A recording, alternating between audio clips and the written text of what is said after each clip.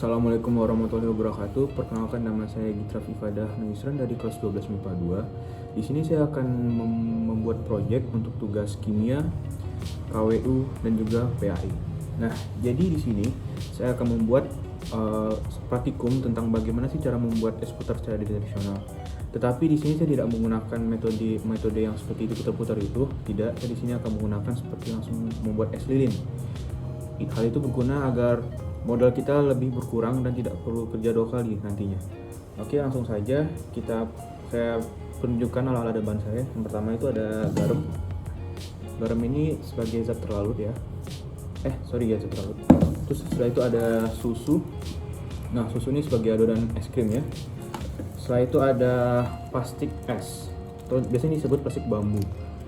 Ini jadi nanti susu ini akan kita masukkan ke plastik ini. Dan jika sudah dimasukkan dalam plastik ini, langsung saja kita tutup dengan es batunya nanti. Setelah itu ada wadahnya dan ada es batunya. Es batunya masih di kulkas ya, soalnya takut kalau saya langsung keluarkan di sini dia encer. Oke, jadi langsung saja kita mulai praktikumnya. Di sini sebelumnya saya gunakan sarung tangan dulu, soalnya saya ingin menaburkan garam ke dalam batu es ini. Oke, langsung saja kita taburkan.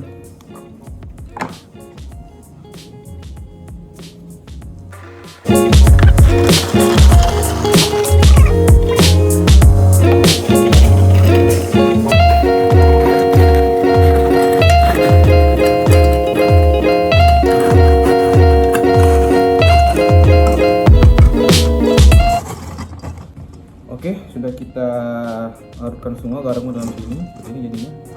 Langsung saja kita masukin ininya. Nah, esnya ini. Pastikan esnya ini tertutup dengan rapat. Takutnya jika tidak tertutup dengan rapat, takutnya akan masuk rasa asin ke dalam sini. Kita pastikan juga kalau susunya ini harus tertutup rapat dengan esnya.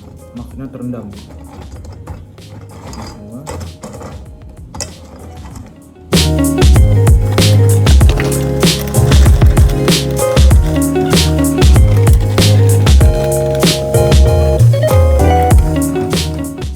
Oke, sudah tertutup semua, sudah masuk dalam sini semua susunya. Ini kita tinggal diamkan saja sampai dia menjadi es. Kita diamkan dulu sekitar mungkin beberapa menit ke depan.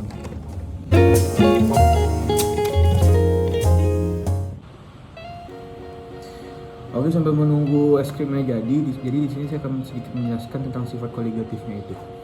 Jadi ketika pelarut dan terlarut ditambahkan, maka akan terjadi perubahan suhu, baik dia akan mencair atau membeku. Nah, jadi di sini zat pelarutnya itu berupa air dan zat terlarutnya itu berupa garam. Jadi ketika mereka dicampur, maka akan terjadi perubahan suhu titik didih, yaitu titik didih atau titik bekunya menjadi turun. Nah, selanjutnya kita akan membahas tentang modal untuk membuat satu es krim ini. Jadi di sini tadi kita membutuhkan satu susu ini. Di sini harganya itu sekitar 5.000 sampai 5.500 dan saya dapat harganya di 5.000. Nah, jadi satu es krim itu kalau ini dibuat bisa mendapatkan 5 es krim. Jadi 5.000 dibagi 5 yaitu 1.000. Jadi satu es krim modalnya 1.000. Terus ditambah dengan ini plastik ini harganya sekitar 4.500 sampai 4.000, sekitar segitu. Isinya mungkin ada 100. Jadi kalau misalkan satu es krim itu membutuhkan Rp50. Setelah itu ada garam harganya 8.000 saya dapatnya. Jadi maksud saya 8.000 itu sekitar 1 kg garam. Nah, jadi 1 kg garam itu mungkin bisa terpakai untuk 4 kali pembuatan es krim. Oke, jadi misalkan satu es krim berarti membutuhkan sekitar Rp400 untuk garam ini. Jadi di total sebenarnya itu sekitar ada tadi 1.000 untuk susu, ditambah 50 untuk plastik dan 400 untuk garam. Jadi sekitar ada 1.450.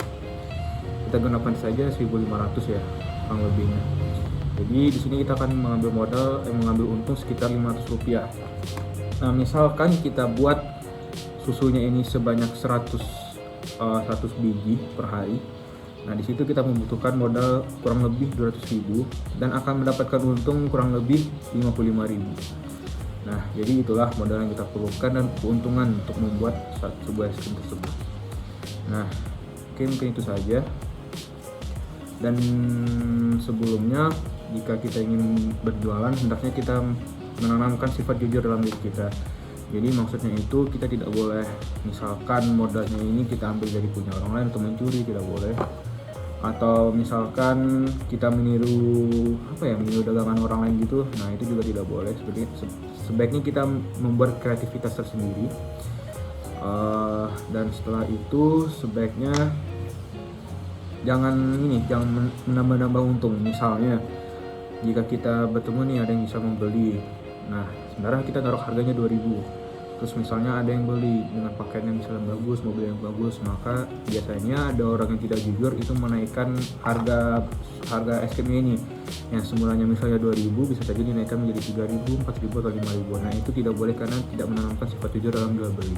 Nah oke, jadi setelah itu kita akan mengambil adonan es krimnya, mengambil es krimnya sudah jadi ini. Nah jadi bisa dilihat sini ya, sudah mulai mencair. Oke, saya balikan ini. Oke, ini dia esnya. Jadi saya akan memindahkan dulu esnya ini ke wadah sebelah. Nah ini dia guys, ini sudah jadi es krim. Nah, dan siap untuk kita jual.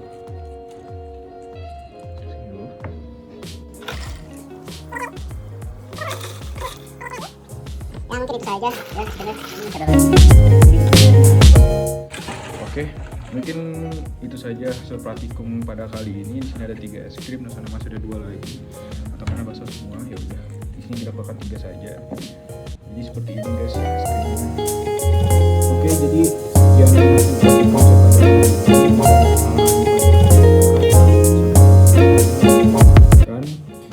Wabillahi taufiq wal hidayah. Wassalamualaikum warahmatullahi wabarakatuh. Bye bye guys.